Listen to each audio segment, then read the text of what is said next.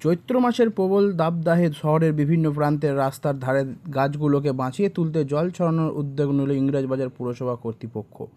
ইতিমধ্যে পানীয় জলের পরিষেবা নিয়ে গ্রামগঞ্জে বিস্তার অভিযোগ উঠতে শুরু করেছে।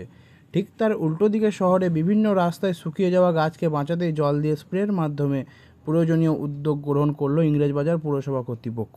উল্লেখ্য, মালদা শহরের নেতাজি সুভাষ রোড, কেজে সান্যাল রোড, বাঁধ road, Makdampur station road, Rathbari সহ একাধিক এলাকায় রাস্তার ধার বিভিন্ন ধরনের বৃক্ষরোপণ করেছিল সংশ্লিষ্ট পুরসভা কর্তৃপক্ষ। শহর সাজানো এবং প্রাকৃতিক ভারসাম্য বজায় রাখতেই দীর্ঘদিন আগেই এই উদ্যোগ গ্রহণ করে ইংরেজবাজার পুরসভা।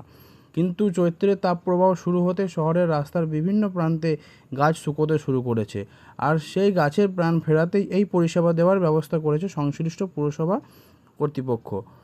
ইংরেজবাজার পুরসভার চেয়ারম্যান কৃষ্ণেন্দু নারায়ণ চৌধুরী বলেন, প্রবল তাপদাহের মধ্যে যেমন মানুষ, পশু ও পাখিদের জলের প্রয়োজন হয়, ঠিক তেমনি গাছের পরিচর্যার ক্ষেত্রেও জলের প্রয়োজন রয়েছে। শহরের বিভিন্ন রাস্তায় সৌন্দর্যায়নের জন্য অসংখ্য গাছ লাগানো হয়েছিল, সেগুলিকেই বাঁচিয়ে রাখার ক্ষেত্রে পরিষ্কার জল দিয়ে স্প্রে করার কাজ শুরু করা হয়েছে।